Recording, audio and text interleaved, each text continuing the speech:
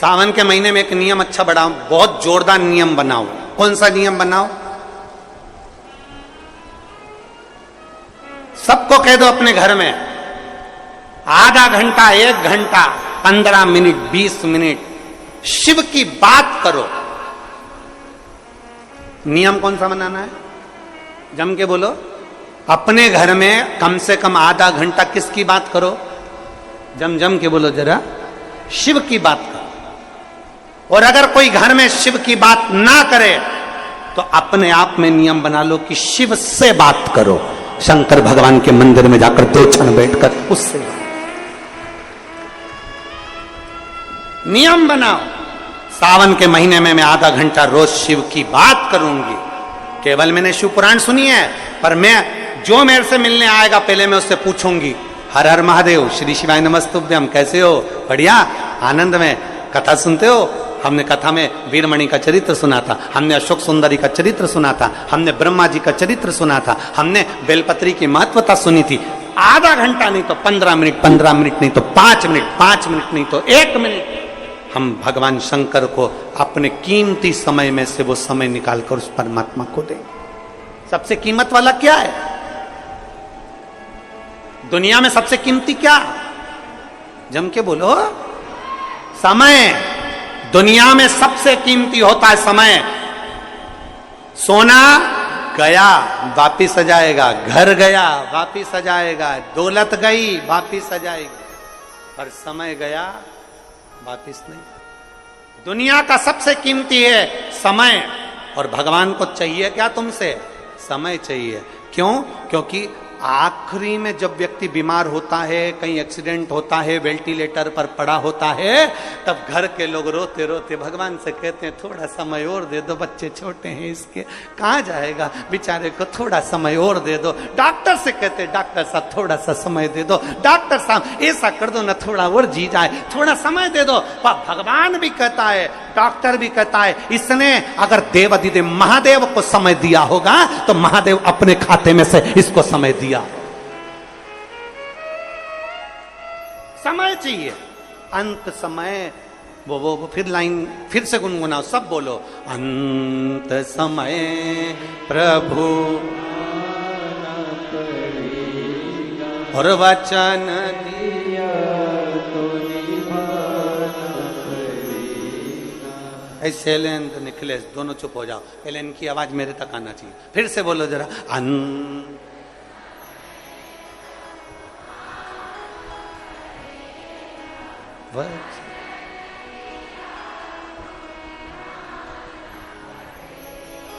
आय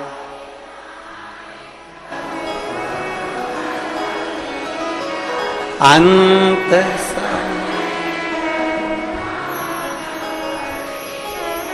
जोरदार, बहुत बड़ी। बारे भिलाई वालों, गजब की आवाज पाई, बहुत जोरदार।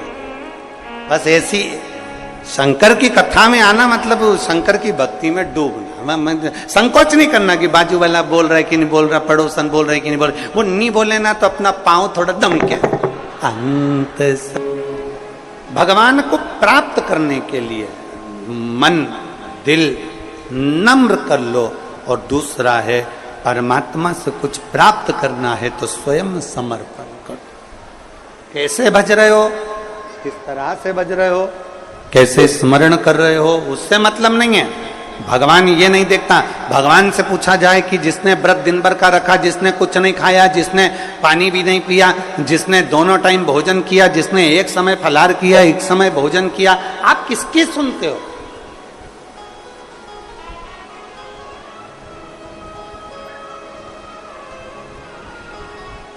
आप किसकी सुनोगे? तब भगवान शिव कहते हैं, तब भगवान शंकर कहते हैं, शिव माता पार्वती जी से कहते हैं, पार्वती जो किसी का दिल ना दुखा,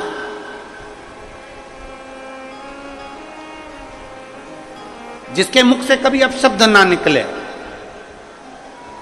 कोई बहुत बड़े ओहदे पर बैठ गया ना बहुत बड़े पद पर बैठ जाए, बहुत बड़ा उसको मठाधीश पीठाधीश बनकर बैठ जाए, कोई बहुत बड़ा संत साधु बनकर बैठ जाए, कोई बहुत बड़ा तपस्वी बनकर बैठ जाए, कोई बहुत बड़ा कथाकार बनकर बैठ जाए, कोई बहुत बड़ा साधक बनकर बैठ जाए, और उसके मुख से यदि अपशब्द निकल रहा है तो समझ लेना कि उसका बहुत बड़ा बनना बेकार है, उसका बहुत बड़ा बनना श्रेष्ठ करना ही।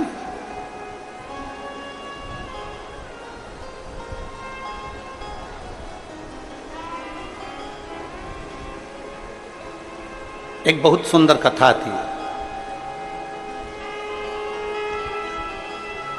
एक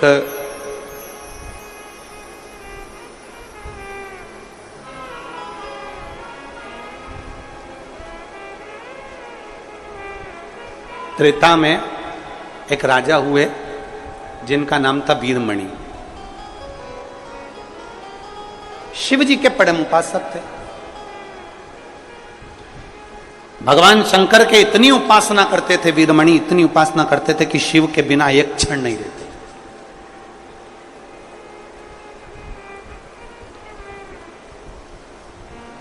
और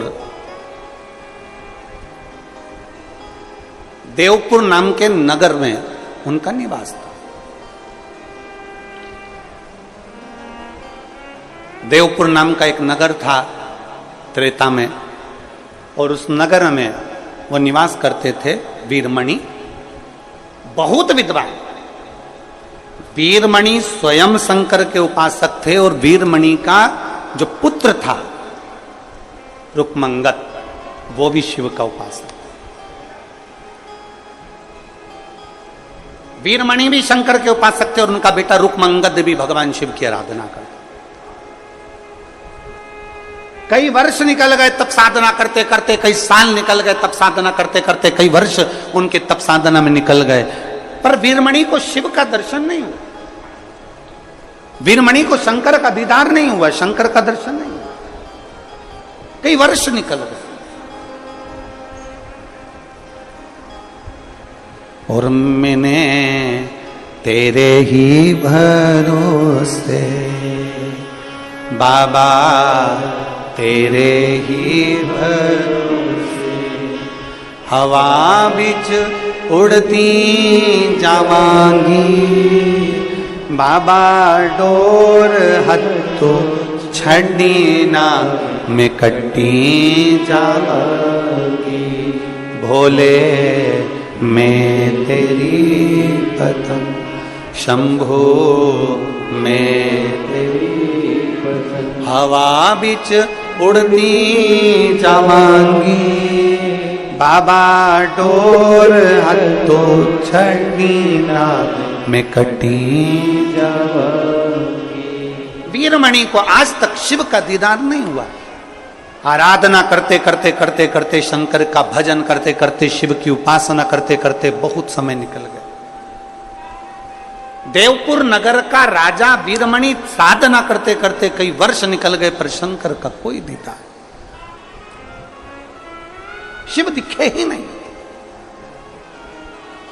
आप में से कई मेरी जीजियां बैठी हैं, रोज शंकर के मंदिर जाती हैं, रोज जल चढ़ाती हैं, रोज शंकर के मंदिर में झाड़ू लगाती हैं, रोज शंकर जी के मंदिर में पोछा लगाती हैं, रोज शिव जी के मंदिर में दीप लगाती हैं, रोज शंकर जी को बेलपत्र चढ़ाती हैं, उनका श्रृंगार करती हैं। कई माताएं ऐसी हैं जिनको अभी तक शंकर का दीदार नहीं हुआ, पर इतना विश्वास से कहता हूं, छत्तीसगढ़ की इस पवित्र भूमि पर इतना विश्वास से कहता हूं, भले शंकर का दर्शन नहीं हुआ हो, पर इतना विश्वास से कहता हूं कि मेरे बाबा ने तुम्हारी झोली खाली तो रखी नहीं होगी, भर जरूर दी।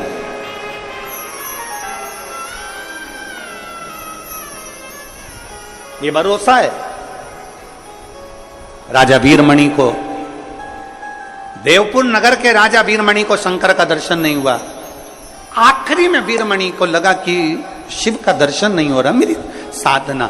वीरमणि का बेटा रुक्मंगद भी शिव की आराधना में लीन रहने लगा। श्री शिवा नमस्तु, श्री शिवा नमस्तु।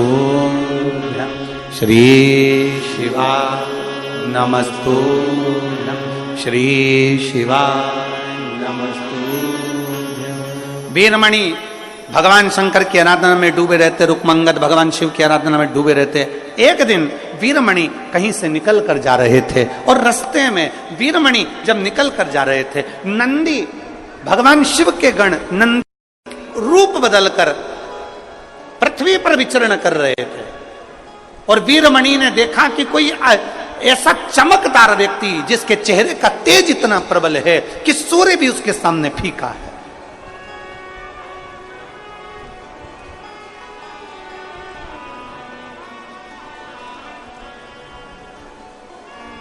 जिसके चेहरे का तेज इतना प्रबल है कि सूर्य भी जिसके सामने फीका।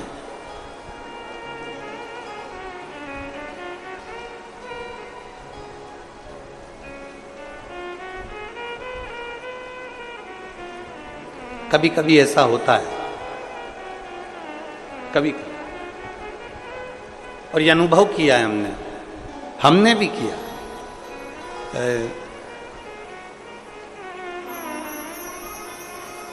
सीहोर सीवन नदी से कुबरेश्वर धाम की दूरी है 11 किलोमीटर।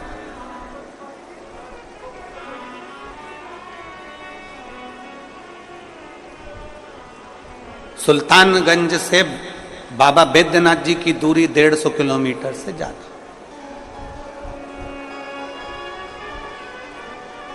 सुल्तानगंज से कावड़ लेकर बैद्यनाथ बाबा के चरणों में जाना, पहुंचना, थकान भी हो जाएगी, चल भी लोगे, पहुंच भी जाओ। ओमकारेश्वर का जल लेकर उज्जैन तक लोग पहुंच जाते हैं 150-200 किलोमीटर, 150 किलोमीटर चल। लोग 90-100 किलोमीटर तक चल लेते। पर मसीवन का जल लेकर जब कुबरेश्वर धाम तक केवल 11 किलोमीटर चलना है, केवल 11 किलोमीटर। लोगों को लगता है 11 किलोमीटर, हम तो वहां गए थे, हम वहां पर 150 किलोमीटर चले थे, हम आ गए थे, हम 70 किलोमीटर चले थे, हम आ गए थे, हम 50 किलोमीटर चले थे, हम आ गए थे 21 किलोमीटर चले थे, हम आ गए थे 14 किलोमीटर चले थे, हमने वो पहाड़ चढ़ा था, हमने वो वहां गए थे, हमने वो दर्शन किए थे, हम इतने ऊंचे पहाड़ चढ़ सकते हैं, तो 11 किलोमीटर क्या लगे।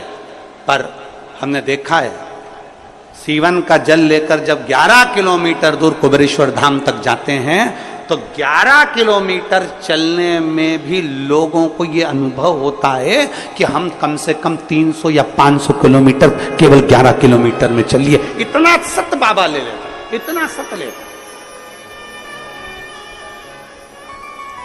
आप लोगों में से किसी ने सीहोर की अगर कावड़ भरी होगी तो उसको मालूम होगा। इतना सत, इतनी शक्ति, इतनी परीक्षा मेरा कुबरेश्वर बाबा ले लेता।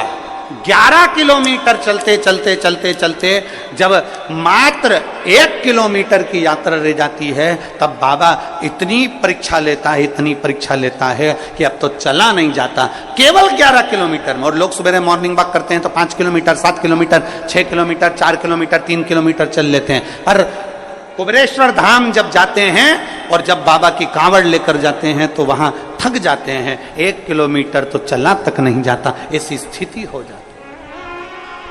हमने भी अनुभव किया। और जब 2 किलोमीटर की यात्रा रह गई हमारे चलते चलते चलते चलते, तब चलना नहीं जा रहा।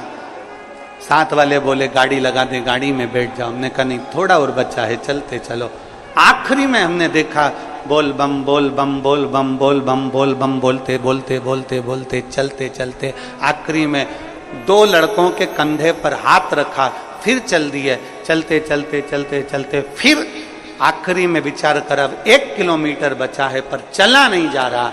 इतनी देर में बाबा देवाधिदेव महादेव का स्मरण किया। एक छोटा सा छोरा गोरा गोरा सा आया, उसने हाथ पकड़ा, चीटी उंगली पकड़कर जो खींचता खींचता खींचता खींचता ले गया तो कुबरेश्वर धाम तक पहुंचा। आखिरी परीक्षा पर भी वो साथ देता ही देता। आखिरी परीक्षा। अच्छा चलो तुमसे एक बात पूछें, उत्तर दोगे क्या? अरे बोलो तो भिलाई वालों, दोगे उत्तर?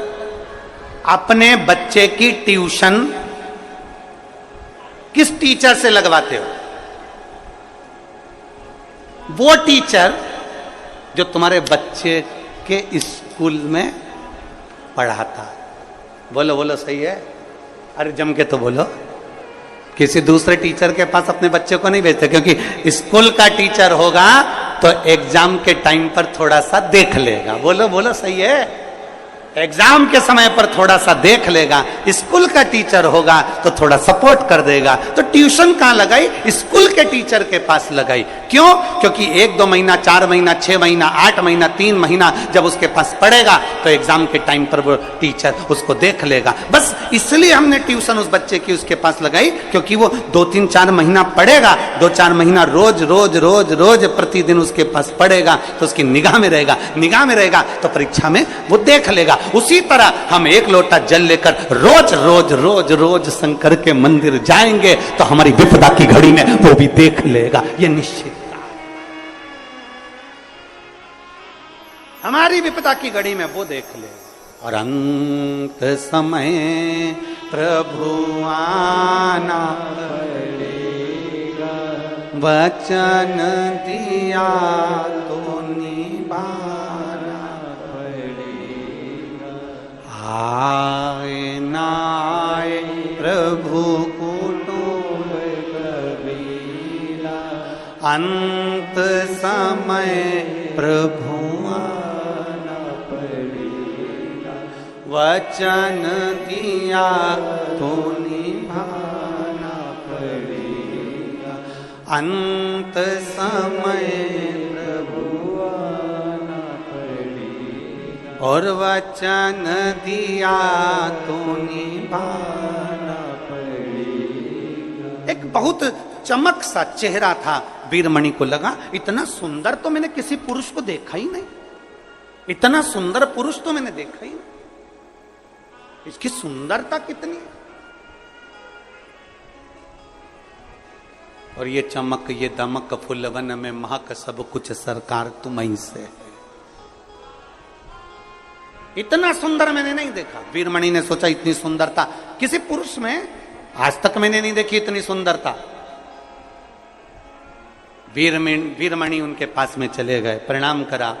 मैं देवपुर नगर का राजा हूं, मेरा नाम वीरमणि है, मेरा नाम वीरमणि है, मैं देवपुर नगर का राजा हूं।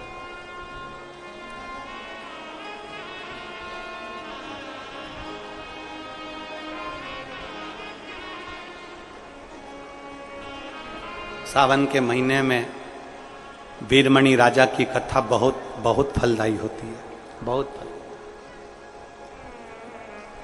मैं देवपुर नगर का राजा हूं, मेरा नाम वीरमणि है, मेरा एक बेटा है रुकमंगत, वो भी शिव की आराधना करता है, मैं भी शंकर की आराधना करता हूं। हम दोनों शिव आराधना में लगे रहते हैं, पर आज तक हमने शंकर का दर्शन नहीं किया। वीरमणि करेंगे, किससे करें? जिसके चेहरे पर बड़ा चमक थी, जिसके चेहरे पर बड़ा तेज था।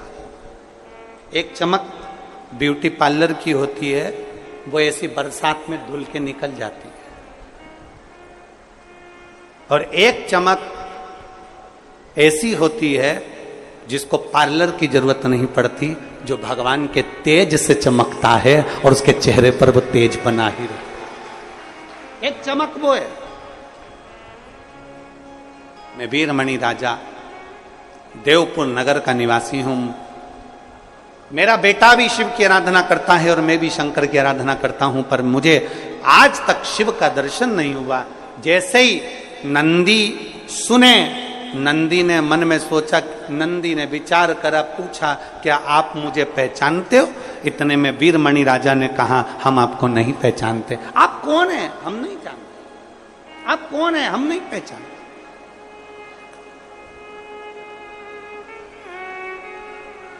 हमने आज तक आपको देखा नहीं। और महाराज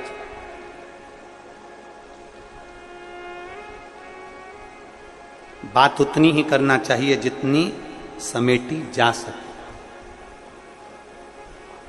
लंबा धागा और लंबी जुबान, ये दोनों उलझा देती है।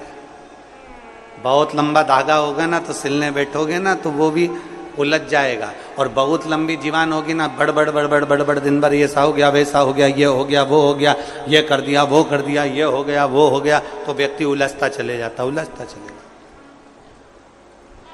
धागे को लपेट के रखो और जीवान को होठों से बंद करके रखो, तो थोड़ी कंट्रोल में होना चाहिए।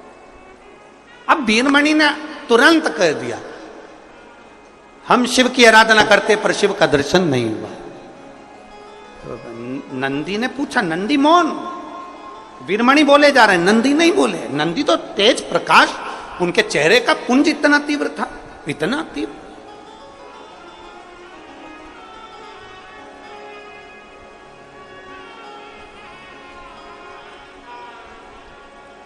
कभी कभी होता, क्या मुझे ये पहचान गया? नंदी को लगा क्या ये मुझे पहचान गया, क्या मुझे ये जान गया?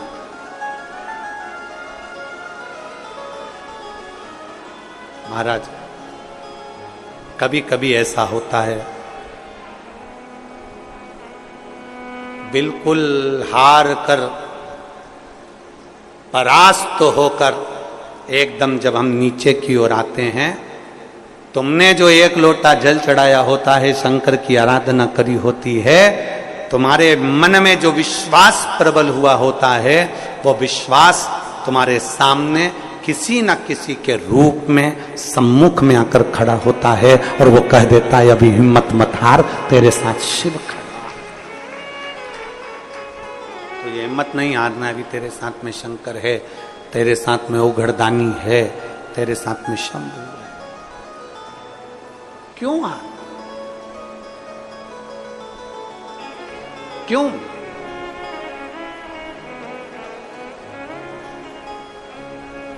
नंदी को लगा कि अब मुझे पहचान गया। नंदी नहीं बोले। वीरमणि राजा कहते हैं कि मैं शंकर का उपासक हूं, मेरा बेटा रुकमंगद भी शंकर का उपासक है, पर हमने आज तक शिव का दर्शन नहीं किया। पर हमारा विश्वास कहता है, आपके चेहरे का तेज कहता है, आपका मुख देखकर लगता है कि अब हमें शिव जरूर मिलेगा। और कोई शंकर का भक्त संसार में ऐसा आता है कि आपको सही मार्ग बताकर शिव से जोड़कर चला जाता है और शिव आपकी झोली भर देते हैं। कोई शिव का भक्त, कोई शिव का उपासक,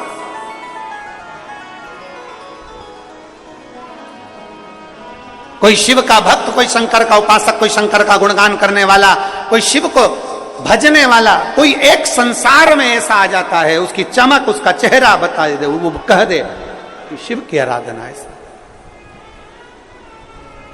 और वो याद रखना, हो सकता है कि तुम्हारे पड़ोस में रहने वाली तुम्हारी आंटी हो, तुम्हारे परिवार की कोई माँ हो, पिता हो, कोई भाई हो, कोई बंधु हो, कोई सखा हो, कोई मित्र हो, कोई दोस्त हो, कोई दूसरा हो, वो भी मार्ग बता रहा,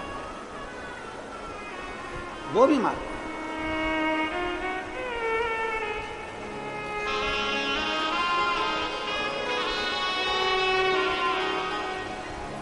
वो भी मार्ग बता दे, वो भी कर दे। आजो।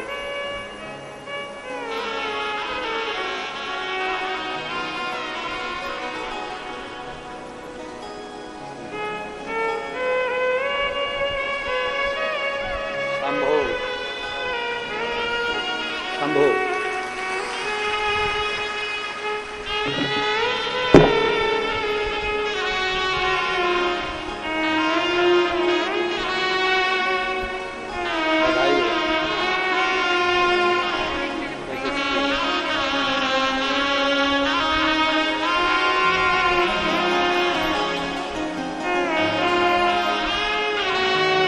11 साल के बाद संतान हुई। एक बार जोरदार ताली बजाकर साधु का।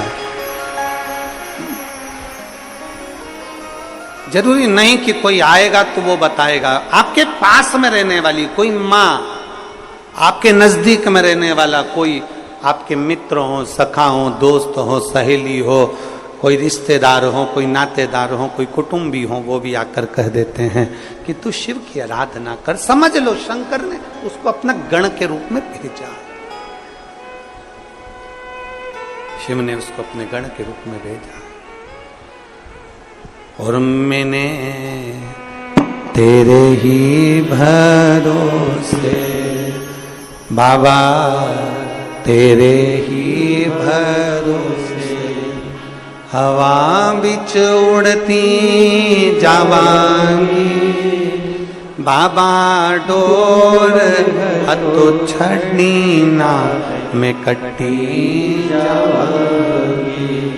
भोले मैं तेरी पतंग, शंभू मैं तेरी पतंग। कोई मिले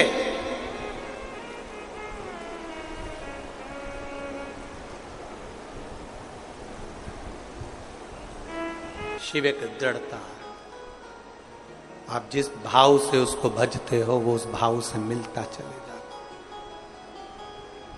नंदी को पहचाने नहीं थे वीरमणि, वीरमणि ने नंदी को नहीं पहचाना और हाथ जोड़कर कहा कि मैंने आज तक शंकर को देखा नहीं है, शिव से मिला नहीं, और कृपा की ना होती जो आदत तुम्हारी तो सुनी ही रहती अदालत तुम्हारी। जो गरीबों के दिल में तुम जगह नहीं पाते तो किस दिल में होती इबादत तुम्हारी। एक बात आपसे कहें, अगर मेरा भोलेनाथ नहीं सुनता ना तो ये भिलाई में पहले भी कथा हुई, इससे पहले भी कथा हुई, इससे पहले भी कथा हुई, और जितने लाखों में भक्त आज बैठे हैं ऐसे ही भिलाई में लाखों में भक्त प्रत्येक कथा में बैठे मिले हैं। जरा विचार करिए, शक्कर में मिठास नहीं होती तो चींटी नहीं आती, गुड़ में मिठास नहीं होती तो मक्खी नहीं आती। शिव अगर अपना भंडार खोलकर लुटाते नहीं तुमको तो तुम भी शिव महापुराण में इतनी बारिश में आते नहीं। उसने दिया तब आप आए, उसने दिया तो आप आए हो। बोलबम का नारा है, बाबा है, उसने दिया तो आप आए, उसने प्रदान किया तो आप आए। वीरमणि कहते हैं कि मैंने शिव को नहीं देखा, मैंने शंकर को नहीं देखा। नंदी के रूप बदलने पर नंदी के चेहरे का तेज देखकर बोल दिया था कि हम नहीं मिले शिव से। कई सालों से हम भगवान शंकर की पूजन कर रहे हैं, कई सालों से। कई लोग कहते हैं हमारा तो पूरा जीवन निकल गया शिव जी को मनाते मनाते, पर आज के जमाने में ना जाने ऐसा क्या हो गया कि लोग शंकर जी को एक लोटा जल चढ़ाते हैं, बेलपत्री चढ़ाते हैं, शंकर जी सुन लेते हैं। इतने सारे लोगों के झोली भगवान ने गोदी भर दी, किसी के 24 साल, किसी के 20 साल, किसी के 11 साल, किसी के 15 साल। जब डॉक्टर मना कर दिया तो इतनी ये औलाद हो ही नहीं सकती, तो फिर कैसे हो गई। अब ये अभी आपने सीहोर की आखिरी दिन की कथा तो तुम लोगों ने देखी नहीं होगी शायद, देखिए आप लोगों ने सीहोर के आखिरी दिन की कथा। एक पत्र आया था बच्चों का, दूसरा पत्र आया था बच्चों का, तीसरा पत्र आया था बच्चों का। हम कितने पत्र पढ़ते तो हमने कह दिया जितने बच्चे वाली माताएं जिनको बाबा ने दिया है जरा खड़े हो जाओ, और मालूम पड़े इतने खड़े हो गए। आखिरी में व्यासपीठ से कहना पड़ा मैं बैठ जाओ, वापिस बुलाएंगे बाद में तुमको। और उस पत्र के बाद हमारे कमरे में दूसरा पत्र भेज दिया, गुरुजी आपने बच्चों वालों को खड़ा कर, अब जिनके मकान नहीं थे, किराए के मकान में रहते थे, बाबा ने उनको मकान दिया, उनको भी तो खड़ा करना था तुमको। शिव कृपा है, ये उसकी उदारता है, ये उसकी करुणा। कृपा की न हो जो आदत तुम्हारी तो सुनी ही रे अदालत तुम्हारी। गरीबों के दिल में जगह तुम न पाते तो किस दिल में होती इबादत तुम्हारी। आप नहीं बसते, अगर नहीं सुनता तो कौन कहता।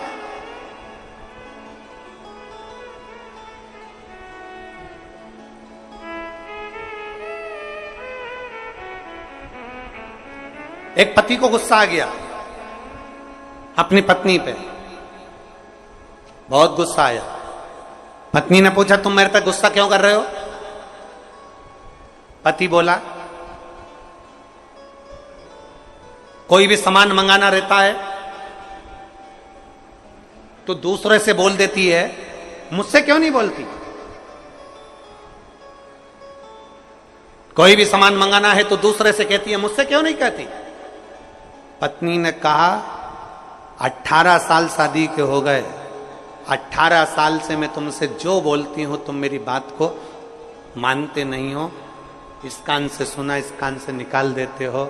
बच्चों की किताब लाने का बोलो तो नहीं लाते, फीस जमा करने का बोलो तो नहीं जाते, स्कूल जाने का बोलो तो नहीं जाते, ये काम का बोलो तो नहीं करते, वो काम का नहीं बोलो तो नहीं करते। तो फिर आखिरी में किसी से तो कहना पड़ेगा कि यह काम कर दो भैया, हमारा बच्चों के स्कूल तक चले जाओ भैया, ट्यूशन की फीस जमा कराओ भैया, उन बच्चों को स्कूल तक पहुंचा दो भैया, किसी से तो कहना पड़ेगा।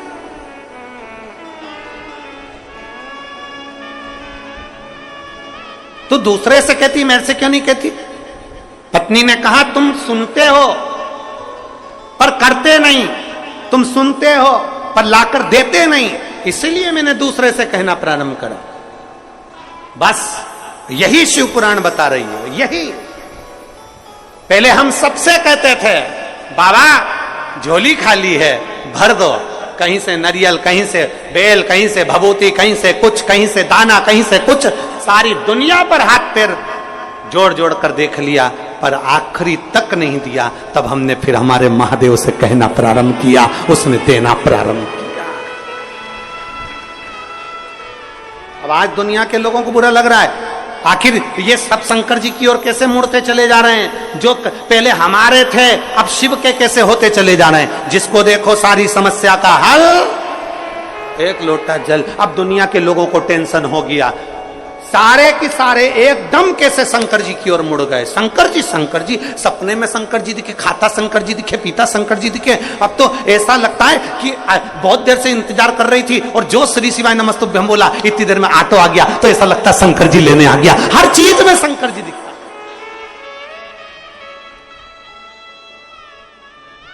पहले भटक लिए, अब तो हर चीज में, हर एक में वही रब, वही शिव नजर आ रहा है। तो दुनिया के लोगों को ईर्ष्या होने लगी।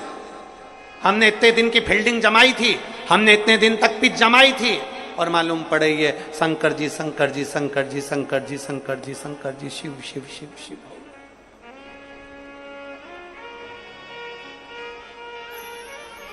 शिव शिव कहां? कितना कितना एक एक कलयुग चल रहा था पर शिव पुराण ने शिव युग कर दिया। कलयुग चल रहा था, शिव पुराण ने शिव युग कर दिया। किस रूप में आएगा, कब आएगा, कैसे आएगा पता नहीं। वीरमणि राजा ने हाथ जोड़कर कहा मुझे शिव नहीं मिल रहे, कृपा करिए। नंदीश्वर को पहचाने नहीं थे, बस चेहरे का तेज देखकर कह दिया था कि आप कुछ कृपा करिए। नंदीश्वर ने कृपा कर दी और कहा राजन अभी तक तुमने सावन के महीना तुम्हारी पूजन के मध्य में तो आया, पर श्रावण के मध्य में जो शिवरात्रि आती है तुम उस शिवरात्रि पर संध्या बेला में, प्रदोष काल में, रात्रि के समय पर प्रथम पहर की पूजन नहीं करते, प्रथम पहर नहीं पूछ पाए।